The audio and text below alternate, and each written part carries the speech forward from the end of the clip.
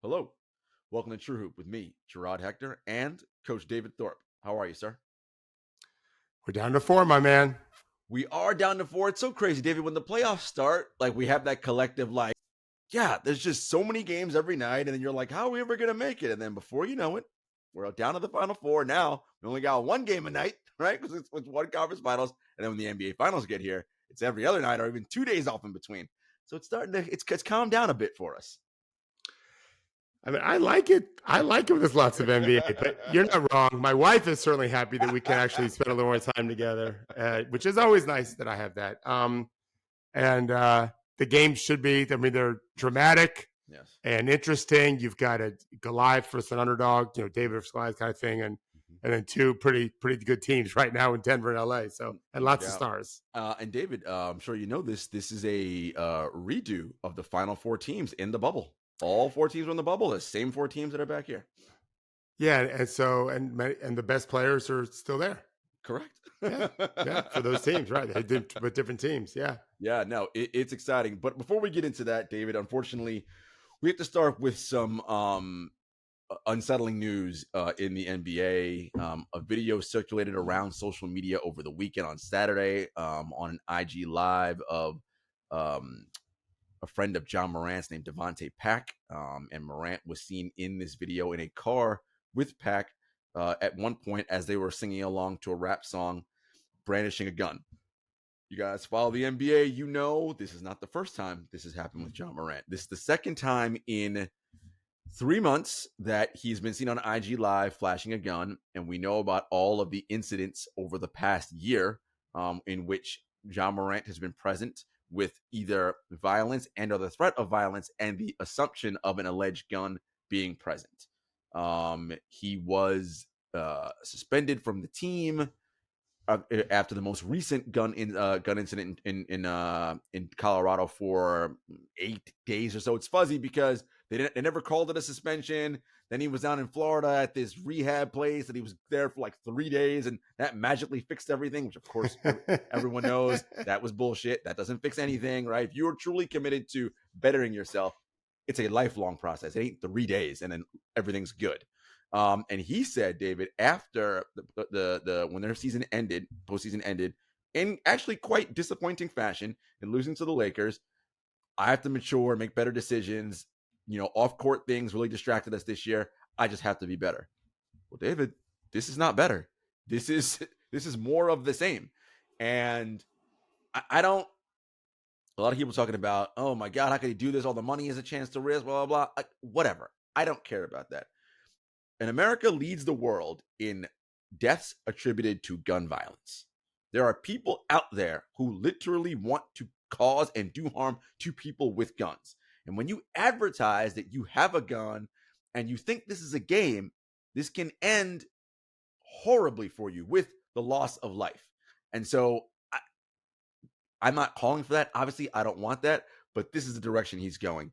And 2, the NBA now is going to be forced to step in because Adam really has been I don't want to say lax, but Adam doesn't come down with the hammer the way David Stern did in the past when players would do things. Well, now he kind of has no choice. Ja's doing this again out in public. It's a cry for help for sure. He needs help. And we've talked in the past, we don't think the NBA or the Grizzlies are the right place to do that. But at a minimum, he's going to face a severe suspension. For context, everyone knows Gilbert Arenas was suspended 50 games in the 2009-2010 season when he brought guns into the locker room, unloaded to settle a dispute with teammate Javaris Crittenton. He missed 50 games. I would not be surprised, David, if at least half the season Morant's gone next year. Yeah. It's a almost a near tragic story. Luckily, it's not yet tragic.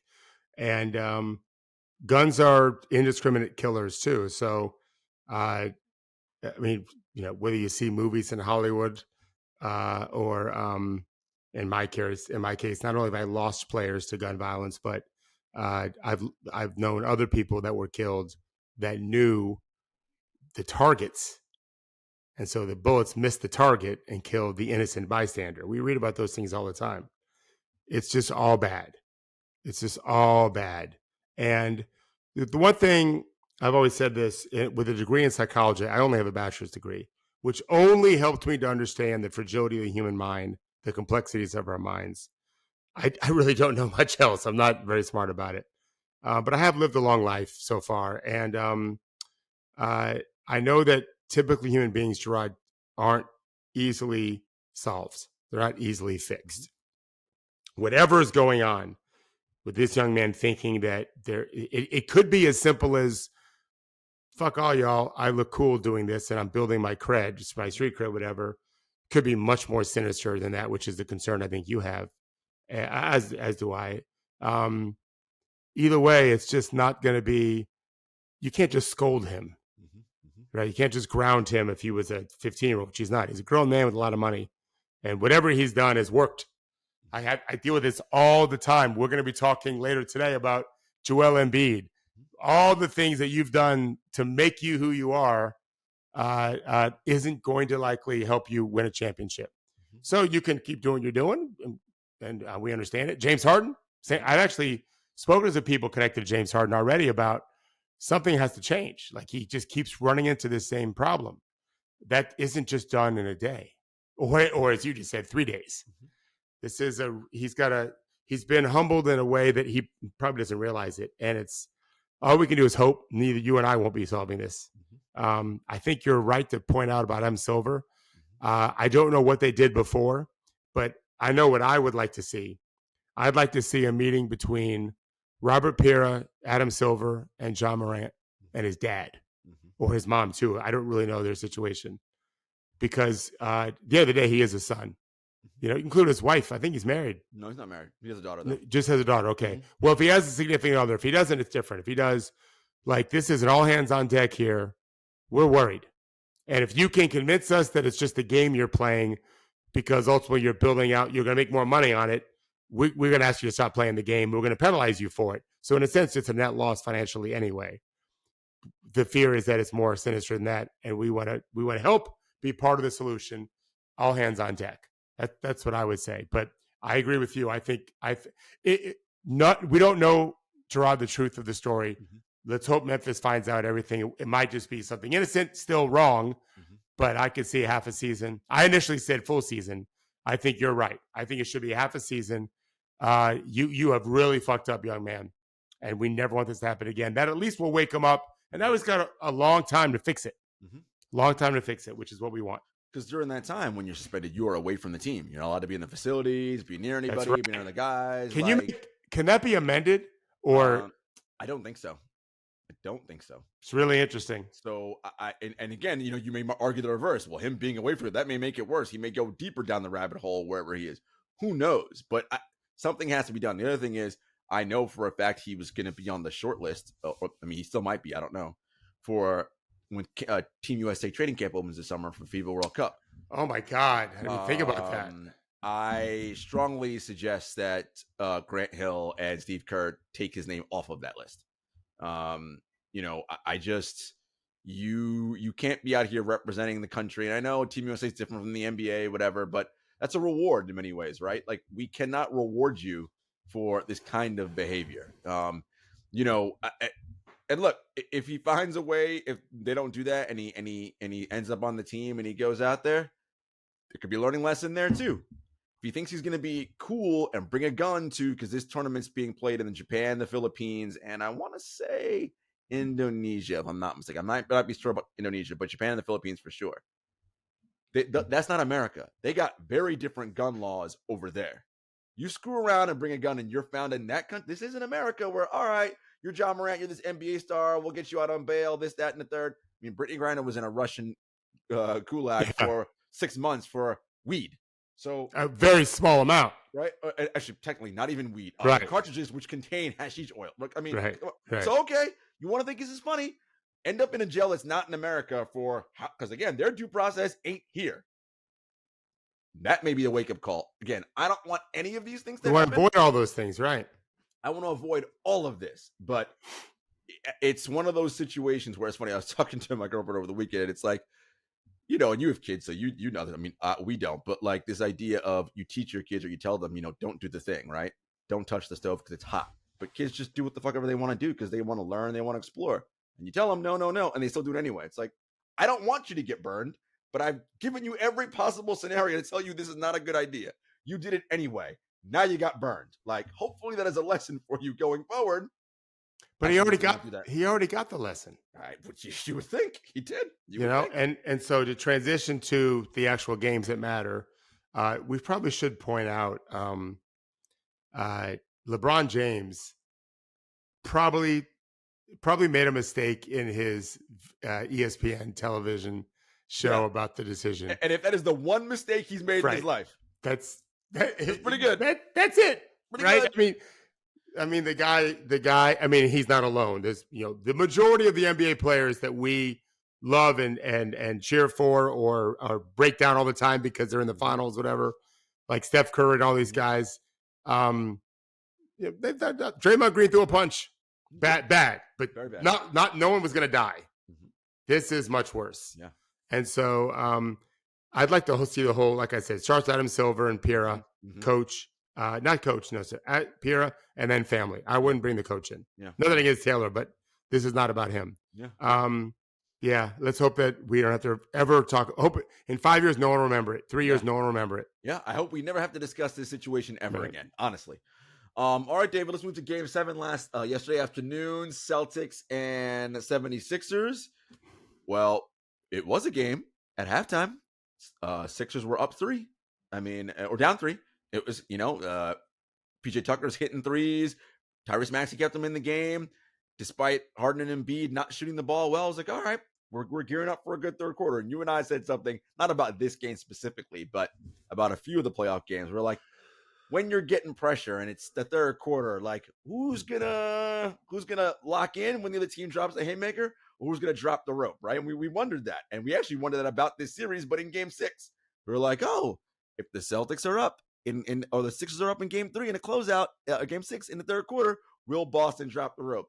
Well, they were up in the fourth quarter. Boston did not drop the rope. As bad as Tatum was playing, he made the 3 biggest shots at the end. They win the game. Well, reverse happened in this one. Tatum goes on a 3-point barrage in that third quarter. Philly they dropped the rope. And I was very disappointed in Joel Embiid and James Harden, not from the standpoint of they weren't making shots or scoring. Shots you miss, that's whatever. Joel, you are the leader of this team as the best player, the MVP. You've got to do whatever it takes to win games. Rebound, defend, but whatever, right? Like all the things necessary so that your guys are like, oh no, this guy is killing himself to win this game. We are too. I did not see that from either of them, and that was very disappointing. Yeah, I just tweeted about this. So my first, I probably said this in the show before, my first glimpse into what a real blue chip player would look like in person at beyond high school level, because obviously I'd been a lot of high school great players, was Grant Hill in 94, Final Four in Charlotte against the Gators, when their starting center was the kid I coached for 4 years in high school, Dimitri Hill. And Grant, he just wouldn't let Duke lose. Florida's up 13. My kid hits a jumper from like 17 feet. They go to timeout. I've seen this on tape over the years. Billy Packer's like, here we go, man. Florida's is killing them. And then it was the Grant Hill show. And it's not like Florida won 30 games that year. They knew what they were doing. They couldn't stop that guy. Well, 5 years later, he was the best player in the world, or whenever Jordan was done, Jayson Tatum was struggling. Struggle bus. Terrible in Game 6. I thought he made 4 threes in the last 4 minutes of the game. Maybe it was 4. I thought it was 4. Either way, he started hitting shots, and it was right. And so there's a lesson to be learned there too, by the way, of role players don't get that opportunity. They're yanked out when they miss 2 or 3. This guy he was 0 of 6 or whatever. And worse than that, or from the field, 0 of 3, 0 of 6, whatever from 3. That person who can step up and finish games, the blue chippers are special, and they get paid for it. Your point about Embiid's voice, I think, is really important, or Harden, or the lack of. Early this season, I reported to you that a Nuggets player told me that Jokic, they were playing, I want to say, at Houston, and he did not like how they were warming up. And they were rolling at this point. This is before they started not playing so well. And he brought them all in and fucking talked to him, however he said it, about like, wake the hell up. There is no question who's the drum major of that team. And you can have more than one. And you can have the coach. Like, I think in Miami, Spo. Jimmy Butler is amazing. Kyle Lowry is amazing too. I still think Spo's that voice. In Boston, and we're going to get to them in a minute, I think Mazzulla might have more than I realized with a voice. This article I read recently today. But it seemed like Philly got punched in the face. It really looked that way, that this was a fight. Yeah. And just like as someone who used to be a big fan of boxing, man, both fighters can look totally even. One punch can just really change the dynamics of the fight. Yeah. And so this is what we talk about all the time. You know me with the Thorpe's rule and everything. We're trying to throw knockout punches, man. That's all I want to do as a coach is go 10-0 runs, 12-0 runs, 14-0 runs, and then not let you do 8-0 runs to me. Sometimes I'd let go 8. Normally it'd be 6. But sometimes if it was a team I was worried less about, I wouldn't call timeout towards an 8-point run, whatever. We're trying to throw those punches and then manage the margin from there. Because very often, that guy's just going to be spinning around. The team's just going to fall over. And Philly just fell over. Boston couldn't miss. Well, guess what? Had Philly been able to match them and maintain a deficit of 7, 8, 9, they'd have been fine. They couldn't score. Boston couldn't miss. The game was over fast. You mentioned a term you love to use, which is the disposition to dominate. Tatum had that from the tip. Oh yeah, you could see in his eyes. Embiid and Harden did not. They just didn't. And you said you talk about it. It's like when you're working on a kid for the draft and he's getting ready. You're like, if you think this is about basketball, you're going to lose. This is a fight. It's a war. And you have to bring it. And I was just disappointed. Philly just didn't bring it. I was like, guys, it's game 7.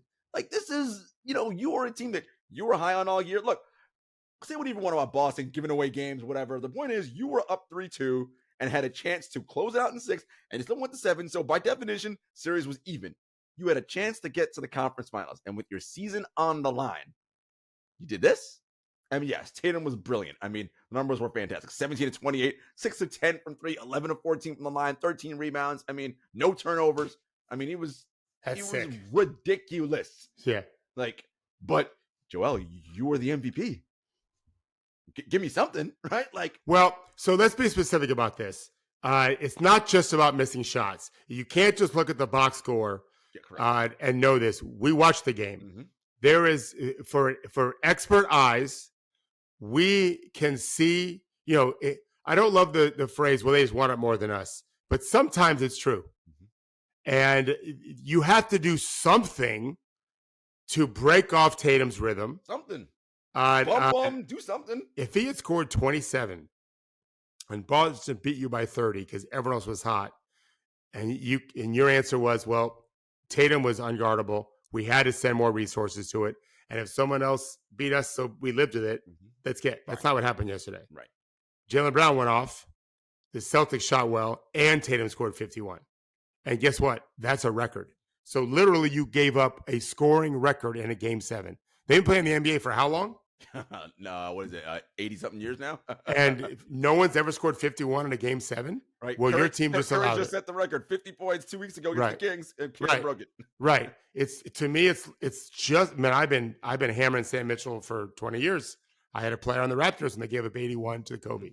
I blame the coach for that. There's things you can do. You'll still lose by the same amount, maybe, which is the point. But that dude isn't the one knocking us down. And they messed up. I don't know what they were thinking. That lack of, I want to see someone throw a chair. Something. Just get angry about something. I want to see someone put him on his ass with a hard screen. They just kind of just took it. They acted like, well, he'll miss soon. Like, he's not been great this whole postseason. Yeah, but he's a blue chipper. Like, he's 2-time All-NBA first team. Yes, not 1 time. 2 times. I believe I'm right. 2 times. Yes. Oh, yeah. Listen, he was phenomenal. And, well, you see after game 6, what he did is his walk-off interview, because, he was 0 of like a million to start that game. And then he said, well, humbly, I am one of the best players in the world. I thought he was great in that interview. And it's just like, he is. It's exactly what he should have said. That's exactly what I would have said to him.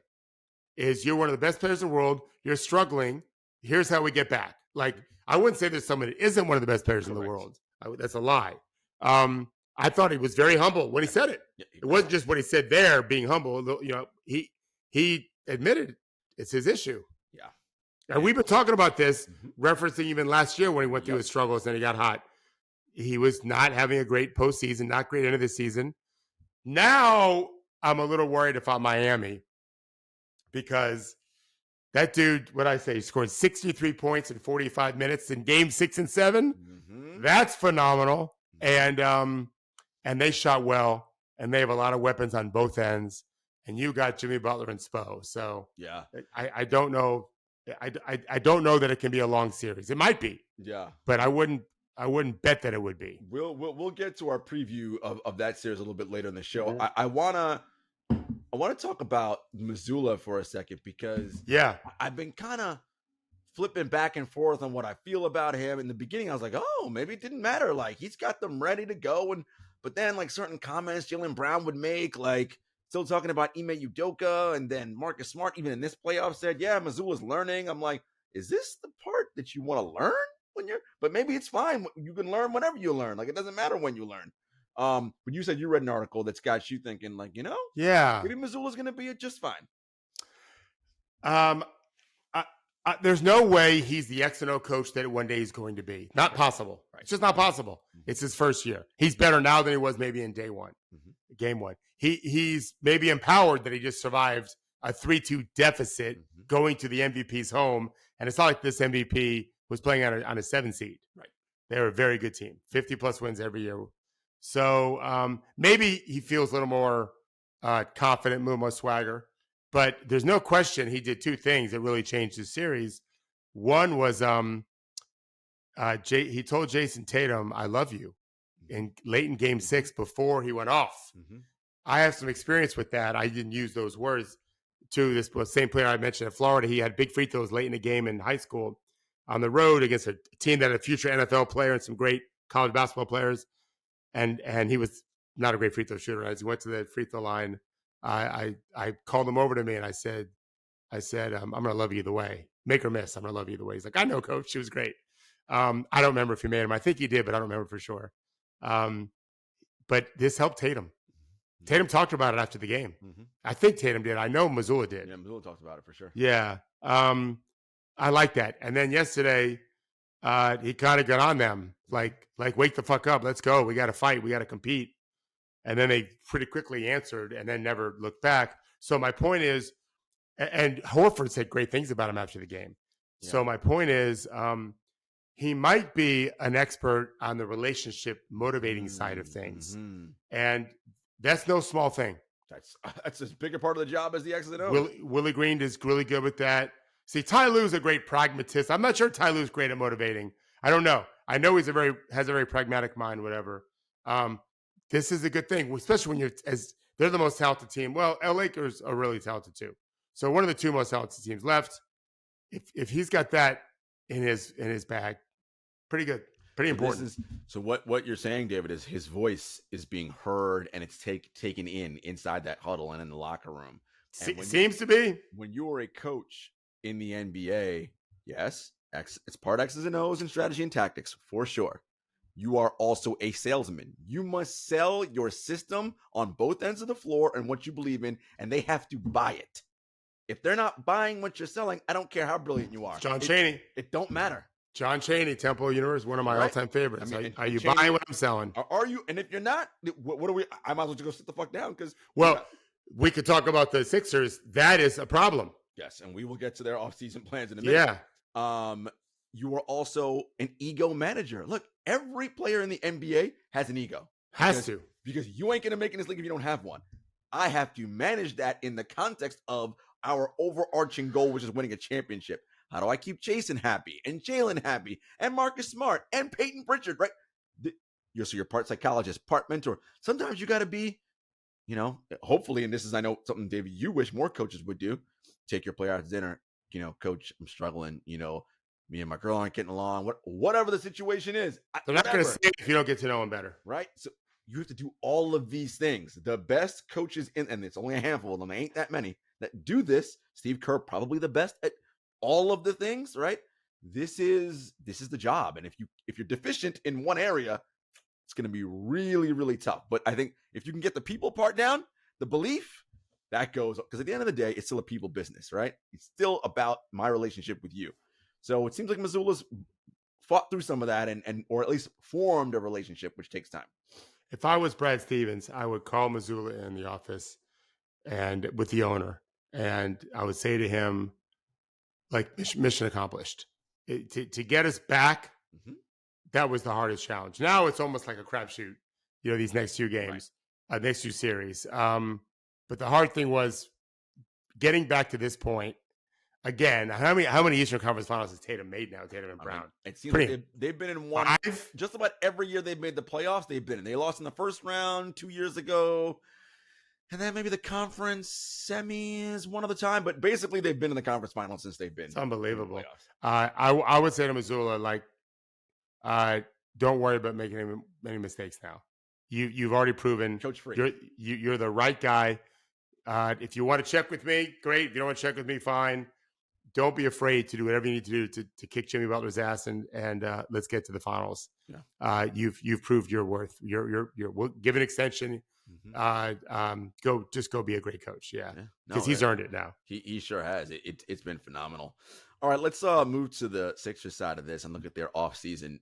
David, they got some choices to make. First, let's start with Harden. He's a player option if he can exercise to stay in Philly. I know he wants more money. You and I both think that he should not be making the max contract, at least not in Philly. If some other team wants to pay on the max, fine, but not going to help that roster. Not at the age and level he's at. He's still a very good player, as witnessed. He played 3 really good games in this series. Well, no, 2 elite games, one very good game. Right. Yeah. So they won those 3, right? Those were 3 games they won. Which, by the way, and we'll get to Joel Embiid in a minute. Yeah. Harden played well for 3 games. Okay. Right. What do they do with the Harden situation? The first thought is you bring him back at a number you want, and if he's down with that, so you can make more additions, great. But if he wants max money, then you got to figure out something else to get something of value back. Have him opt in, have him agree to a deal somewhere else. All the machinations that go on behind the scene, but it has to be a number that works for Philly. Yeah, I mean, and I know Daryl loves him. I know, we know. Yeah, I probably would do a sign and trade if I could. Yeah, I don't know what the rules are for him on sign and trade, but I think you can, because what they're best at is the Harden Embiid pick and roll, and Embiid just doesn't want to do it. That is the best play in basketball is the Embiid Harden pick and roll. I haven't checked the latest numbers, but at one point it was like 1.3 something points per possession. I don't like going into another season knowing that the best action is something your best player doesn't want to do. So that's a problem. There's an argument to keep him, obviously. Of course. That maybe Embiid comes around, which we'll get to him in a minute.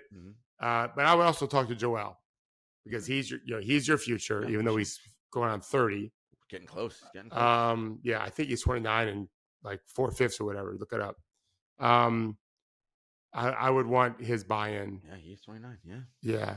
I would want his buy-in on what we do with James. Yeah. All right. Because he could help a lot of teams still. Oh, no doubt. The other elephant in the room, Doc Rivers. You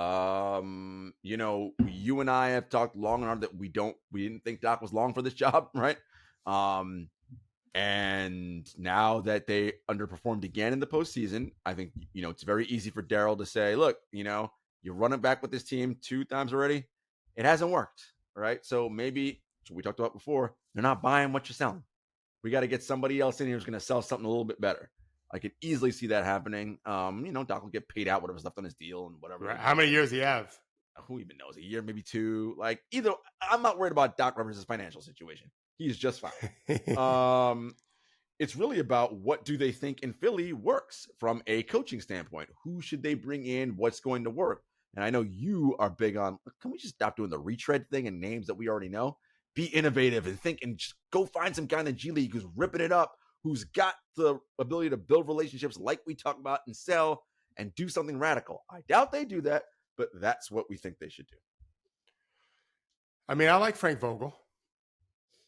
I'm not sure I like anyone else that's available that's been a head coach. I mean, there are a lot of guys available. Yeah, I mean, I love Nick Nurse when he at Toronto first. I didn't love him so much lately, but it is true that with Pirtle, the Raptors were like +9 per 100. So he didn't do a very good job developing their bench, and this team has a very deep bench Yeah. if as currently constructed. Mm-hmm. I wouldn't be afraid to talk to Nick Nurse. I know I wouldn't talk to.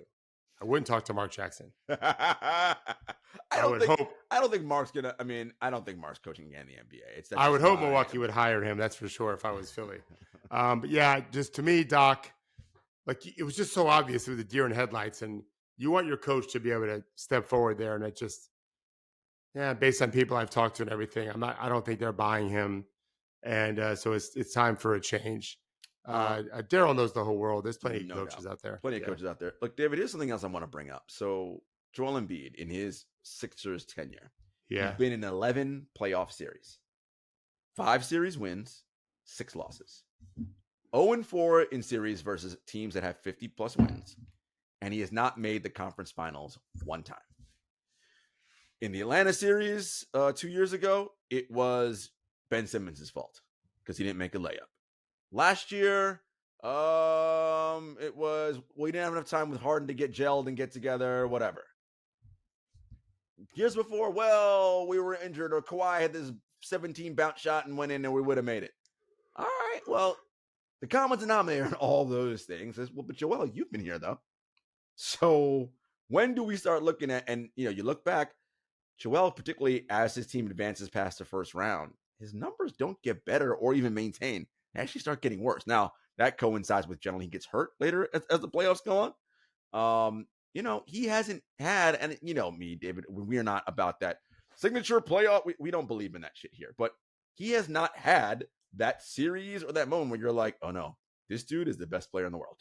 Like, he's like that disposition to dominate, that, no, we're doing this and this is mine, and I don't give a fuck what you guys do.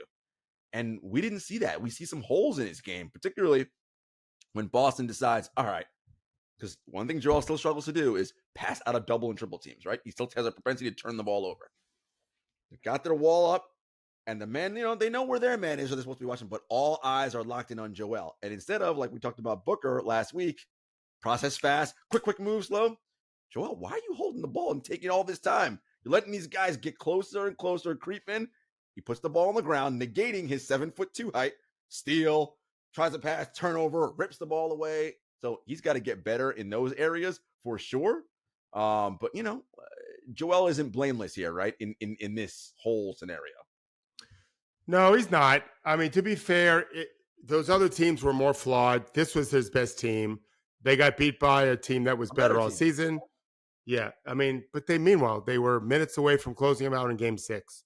And so, if we're fair, we look at it that way. But as you alluded to, he didn't have a great postseason, and for whatever reason. Now he could be. I suspect the knee is way more hurt than we are. Yeah, but this is what we're saying. This is part of the story.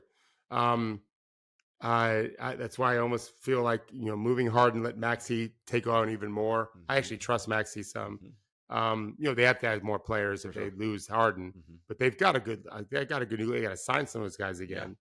Yeah. It's a humbling game, man. It's a humbling game. It sure is. I think. I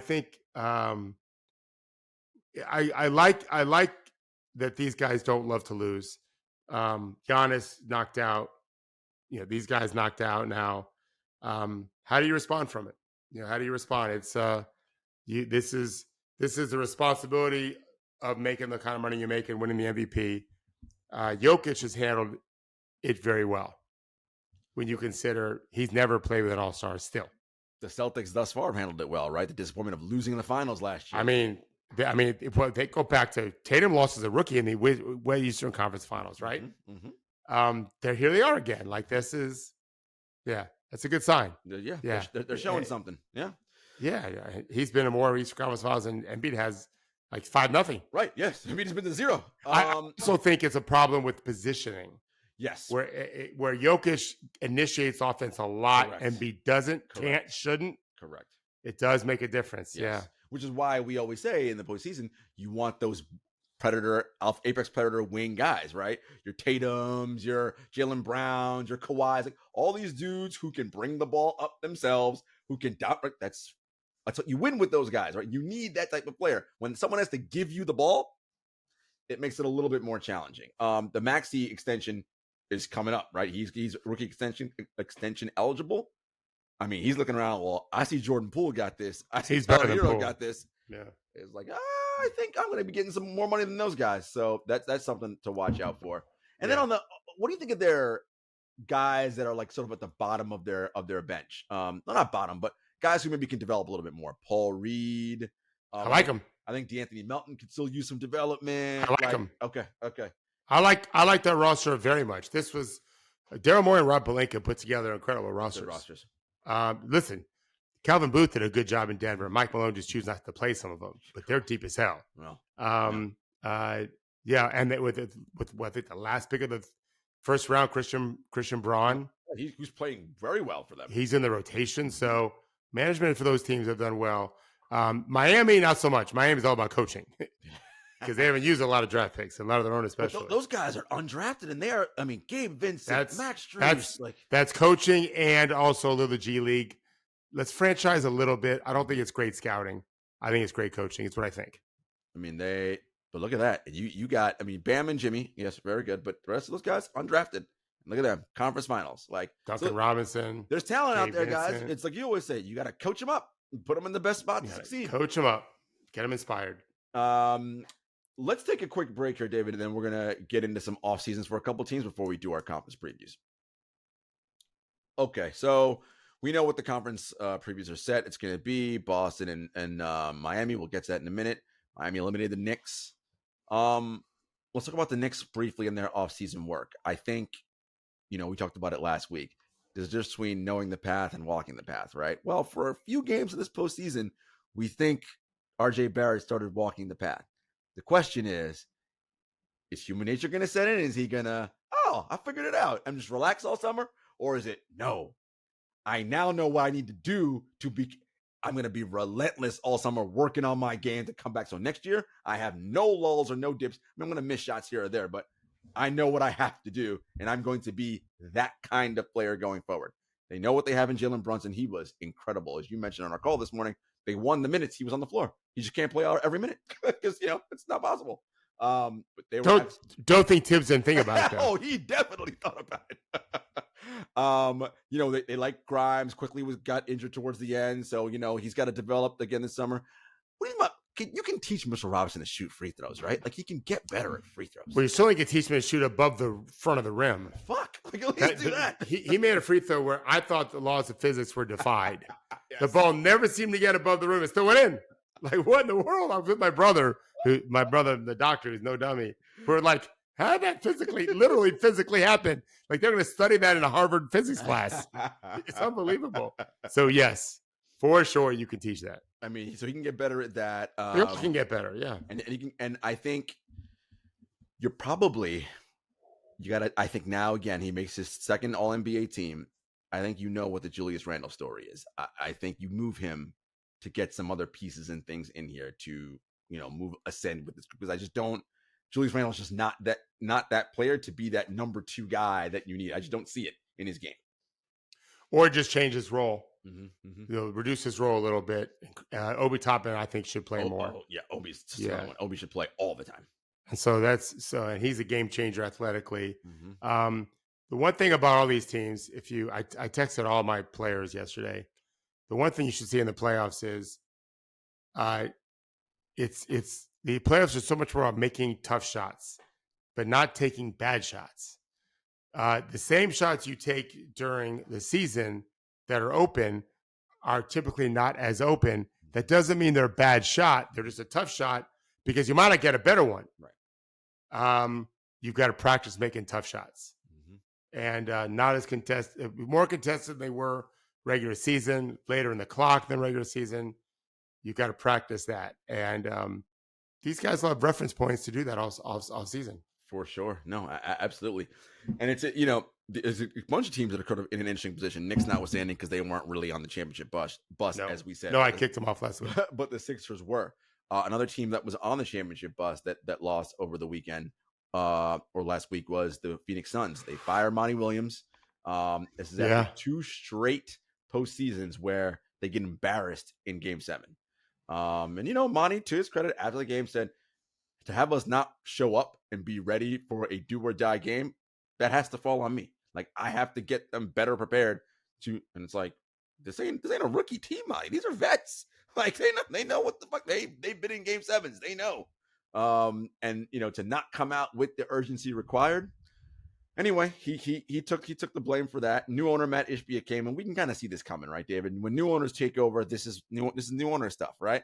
I'm gonna fire everybody. I'm bringing in the people that I want. Like, okay, we'll see. I mean, when you make the trade for Durant and you gut your roster of your talent with Mikal Bridges and Cam Johnson, and you give away all your draft picks, well, you're limited now.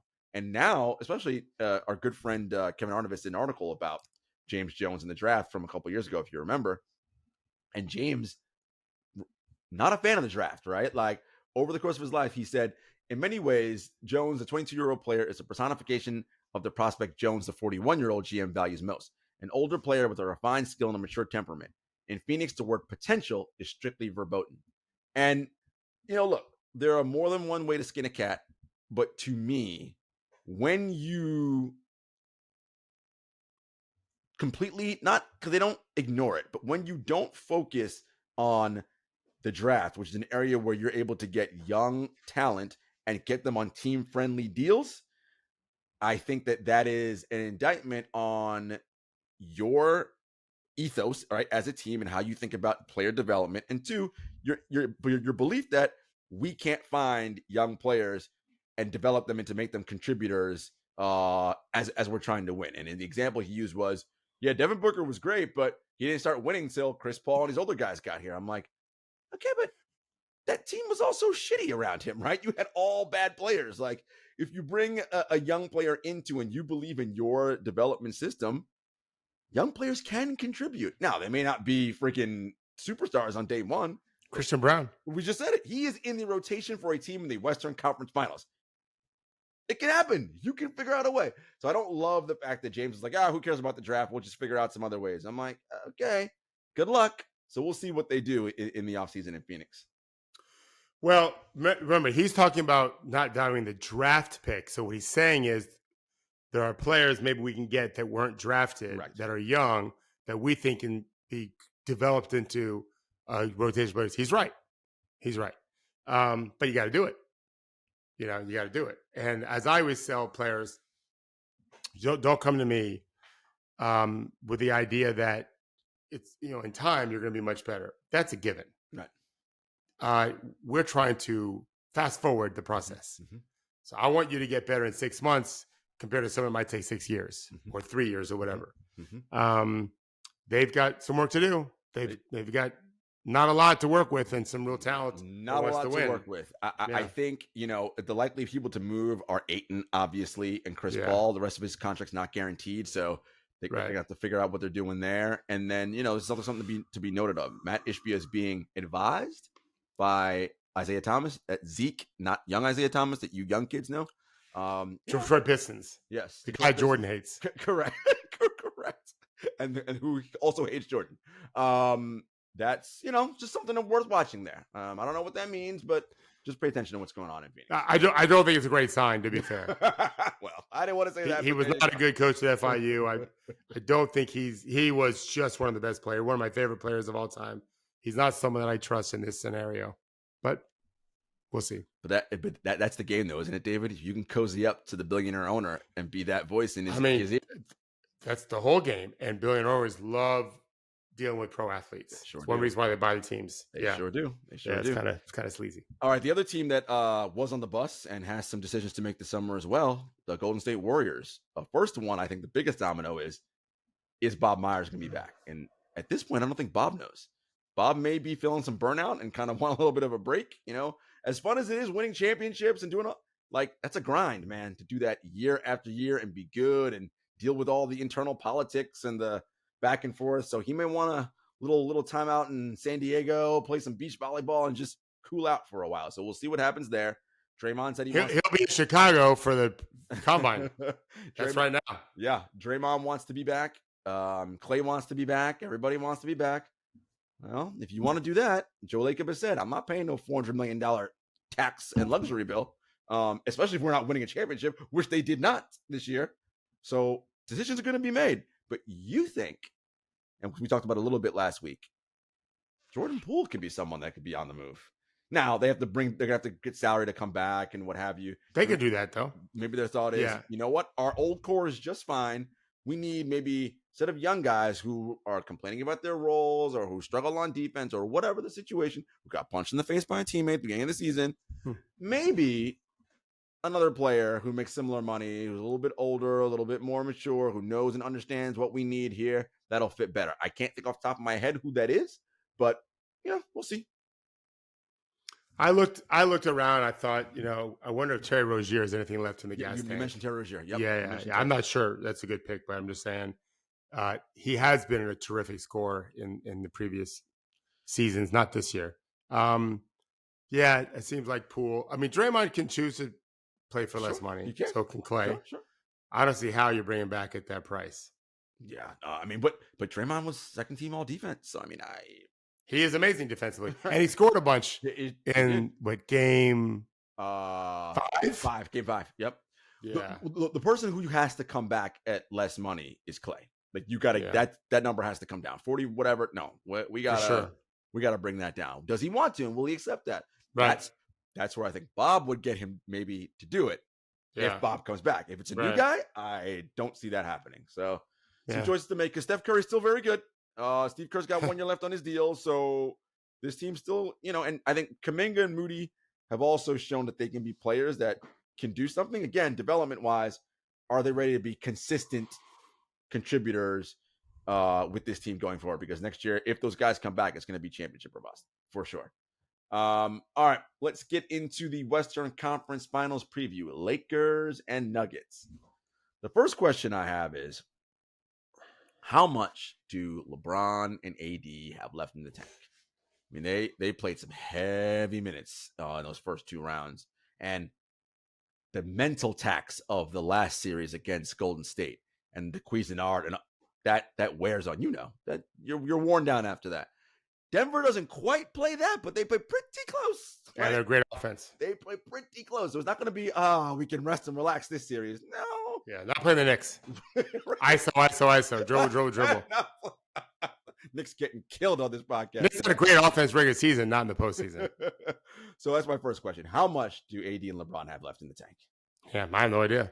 Yeah, it's the question. And they each have challenges.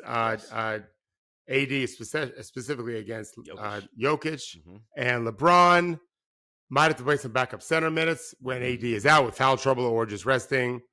Aaron Gordon, remember, people forget about this, but Wiggins had broken cartilage in his ribs when LeBron had 30 in the elimination game, but he had not played well in that series before that. And Aaron Gordon had a great series against Kevin Durant. And he's a big, strong dude. He is. I think that's a sneaky important factor in the series is Aaron Gordon's ability to make LeBron look mortal. No doubt. And look, we've talked about it. LeBron picks the spots when he attacks the rim because he cannot do it relentlessly as he once did. And so if you're going to, we know what the book is, right? That pick and roll comes, go under and make him shoot threes, which he's more than willing to do. I think that's what they'll do. He's shooting it like 20-something%. So until you make 4 or 5, I'm not chasing you over the top. You show me you can beat me from 3, then I'll change up my strategy. I think that's probably where they're going to start. That's the book, right? We'll see if it holds up. Are the Lakers role players, so your Rui Hachimuras, Austin Reeves, all those guys, are they ready for the conference finals moment? The playoffs are obviously a new thing for a lot of them. First round is different from second round, different from we win this, we're going to the chip, guys, the big dance. LeBron and AD, they've been there. They're going to be fine. But these young guys, can they handle the emotion of this is conference finals now? We'll see. They played well to this part. But this is also for Austin Reeves and these guys, the longest they played basketball all year, right? You can see it. They're getting tired as well, too. As young as they are, they're feeling it as well. So I think how their role players respond is something I'm going to be watching for as well. I loved Lonnie Walker IV. His sort of resurgence this postseason, right? Big part of the series. He started the season as the starter. Then guys got hurt. The trades happened. He was on the bench. Then it's like, but he said, I kept working, and this is something I know you talk to your players about. When you're not getting minutes, you have to prepare as though you are, because someone's going to twist an ankle. Yep. Something's going to happen, and you can't get in the game and be like, oh, fuck, I don't know what to do. You have to be ready, and he was ready for his moment. I always tell the guys, I'd rather be disappointed every time the whistle blows and they don't put you in than be shocked when he does. So that's the mentality you have to take. Yeah. I mean, Nuggets have the same kind of role players to depend on. No, you are 100% right. Yeah, Chris Jabron, is he ready? All these guys, Jeff Green, Bruce Brown, KCP, just because you did it before doesn't mean you'll be great again. True.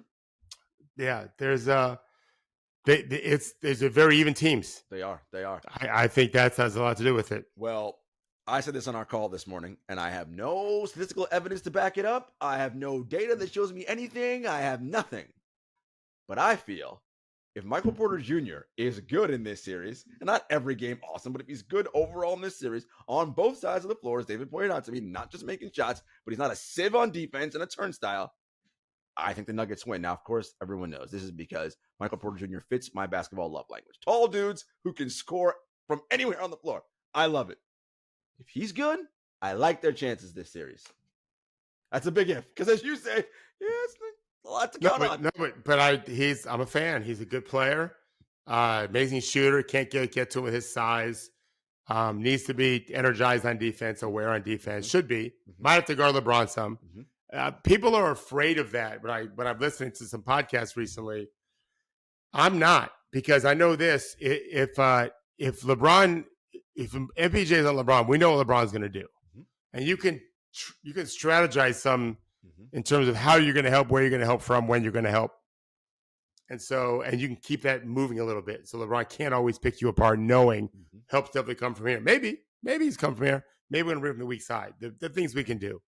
So I do think he's really important, because they're going to struggle to guard that Murray Jokic pick and roll, and that's going to leave him wide open. And what Michael Porter Jr. can use is, because while he's not as strong as LeBron, he's not whisper thin, he's 6'10".